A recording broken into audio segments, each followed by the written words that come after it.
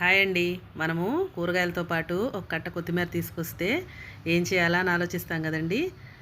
గార్నిష్‌తో పాటు ఇంకా మనం ఇలా చట్నీ కూడా చేసుకుంటే చాలా టేస్ట్‌గా ఉంటుందండి. జీర్ణక్రియను మెరుగుపరుస్తుంది. ఇంకా గ్యాస్ ప్రాబ్లమ్ కూడా కంట్రోల్ చేస్తుంది. కొత్తిమీర చట్నీ చేసుకోవడానికి మనకి కావాల్సినవి కొత్తిమీరని శుభ్రంగా కడుక్కుని రెడీగా పెట్టుకోవాలి. ఒక టమాటాని ముక్కలుగా చేసుకుని కట్ చేసుకుని పక్కన పెట్టుకోవాలి.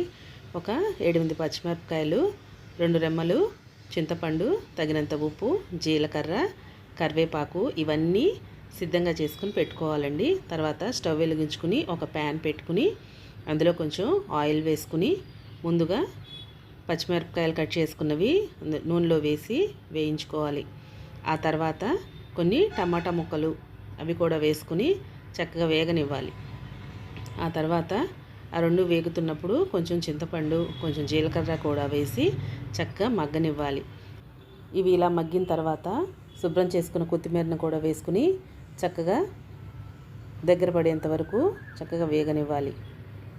ఇవి ఇలా వేగితేనే మనకి పచ్చివాసన కూడా రాకుండా చక్కగా ఉంటుంది చట్నీ. ఆ తర్వాత ఇవన్నీ మగ్గిన తర్వాత కొంచెం ఉప్పు కూడా వేసుకోవాలి. అన్నీ అలా మగ్గిన తర్వాత రోట్లో 4 చిన్నులపాయ రెమ్మలు వేసుకుని దంచుకోవాలి. ఆ తర్వాత మనము ఉడికించుకున్న కొత్తిమీరకి టమాటా ఇవన్నీ ఉన్నాయి కదండి, అవన్నీ వేసుకుని కొంచెం ఉప్పు వేసుకుని చక్కగా దంచుకోవాలి. అలా మొత్తము దంచుకున్న తర్వాత ఒక బాండీ పెట్టుకుని దానిలో కొంచెం ఆయిల్ వేసుకుని అందులో కొన్ని ఎండుమిరపకాయలు, ఆ తర్వాత కొన్ని తాలింపు గింజలు అవి కూడా వేసుకుని కొంచెం వేగనివ్వాలి. అలా వేగిన తర్వాత మనము ఆ తాలింపులో కొంచెం పసుపు వేసుకోవాలి. ఆ పసుపు వేసుకున్న తర్వాత శుభ్రంగా ఒకసారి తాలింపు అన్నిటిని బాగా కలుపుకొని తర్వాత మనము నూరుకున్న చట్నీ ఉంది కదండి, కొత్తిమీర చట్నీ, అది కూడా వేసుకుని శుభ్రంగా కలపాలి.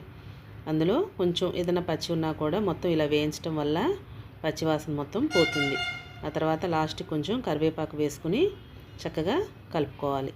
ఆ తర్వాత కొత్తిమీర పచ్చడి మనకి ఇడ్లీలో కానీ దోశల్లో కానీ ఇంకా వేడివేడి అన్నంలో నెయ్యి వేసుకుని తిన్నా కూడా చాలా బాగుంటుంది. ఇలా మొత్తం కలిసిన తర్వాత ఒక సర్వింగ్ బౌల్లోకి తీసుకుని సర్వ్ చేసుకోవటమే.